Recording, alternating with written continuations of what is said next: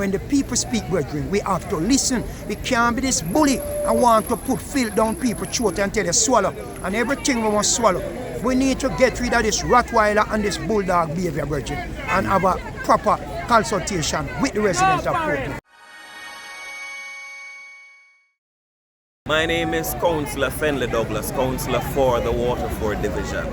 Sir, what is the purpose behind this protest today? Well, this morning we are out in our numbers as citizens of Portmore to register our dissatisfaction as to how the government is trying to shove this or ram this 15th parish scenario down the throat of the residents of Portmore. We are extremely disgruntled, we are extremely annoyed, and we just want a message to reach out to central government this morning for them to understand that Portmore was built on citizenry participation, and we are making a simple recommendation that at the next general election, the people will be served with a referendum for them to vote yes or no as to whether or not they would want a Portmore to be turned into a parish. Currently, it is a very good idea, but it's an idea without substance. It's an idea that is baseless, and it is an idea that borders what we would call political gerrymandering.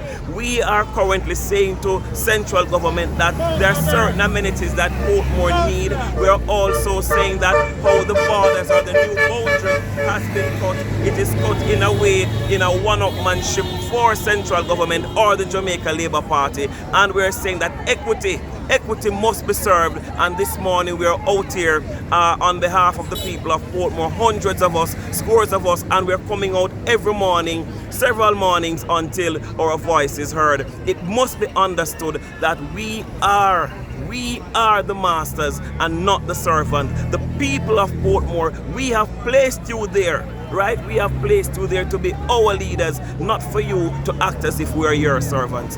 That's it. So, Councillor, given the fact that the bill has passed the lower house and now awaits passage in the Senate, how optimistic you are that the government can have second thoughts and think about putting it off and have a referendum? Well, I can say this to the government, that if it is that the people, the voice of the people is not important, you might be able to register it in law for it to be passed as a 15th parish. But at the next general election, at the polls, we will be registering to you how we feel about that move. The reason why I'm protesting is because Portmore don't ready yet to be our next parish.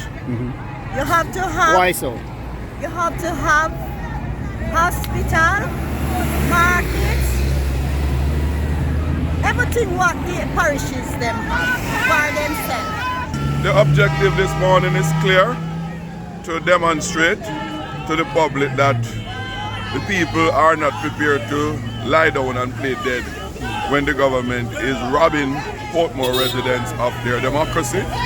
The people of Portmore, after years of consultation and engagement across the length and breadth over 9 years, determined that they wanted a municipality in the form that they have it, that is far superior than what exists in all the other parishes in Jamaica. To name it a parish and strip away all the additional provisions that the municipality has is a retrograde step, such as removal of the right of Portmore residents to directly elect their mayor, for the Portmore residents to have non-political representatives and the municipal council that can ensure greater transparency and accountability in the conduct of the residents' business, removing from the Portmore municipality the opportunity to have a say in whatever the boundaries are of the municipality in the future, all being ripped away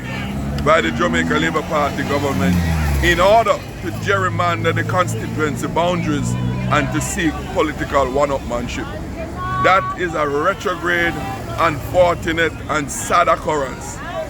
In doing what they are doing, they are ripping the electoral advisory, the Electoral Commission of Jamaica apart, and the EOJ in being an independent body to set political boundaries in Jamaica. Something that we have been successful in for over 45 years, becomes a model for many other countries in the world. This government is turning that upside down, and by their action, will return Jamaica to the dark days of political tribalism in Jamaica. We will not stand for that, and we will resist it with every ounce of energy we have. This municipality in Portmore is the creation of the people of Portmore.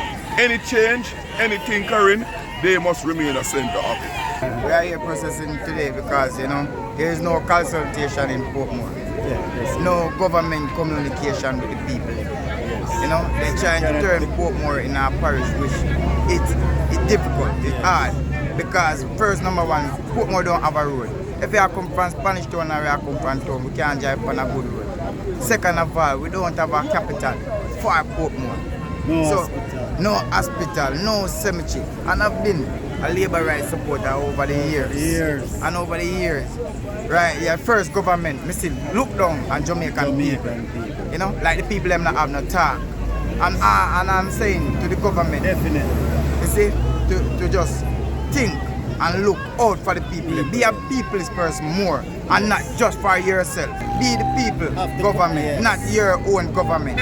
Communicate more with the people. You can't look down. You are no government. Yeah, and people. And you think in the case of Portmore Parish, they didn't communicate with the people? Yes. Right. My name is John Fitzgerald Kenneth Martin. I'm a resident of the Meadowvale and Surrey Meadows community. Right. And a citizen of Portmore. Right. My views, to be real and to be honest, I believe it's unfair, it's very disrespectful, and it's rude. I have been more sensitized of what is happening and what I'm seeing and listening from the perspective of the politician.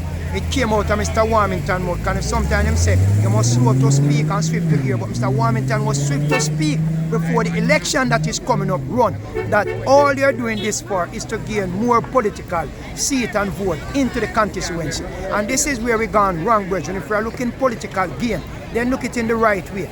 Looking at it again, it have to affect Mr. Terry Long and his seat with him and Raymond Price. You understand me? Which the people have spoken, brethren, and when these people speak, then we have to listen. If the people say we don't need you, then we don't need you. If the people said we need you, then we need you. First, we don't have a hospital, we don't have a market, we don't have a cemetery, and we don't have our own courthouse.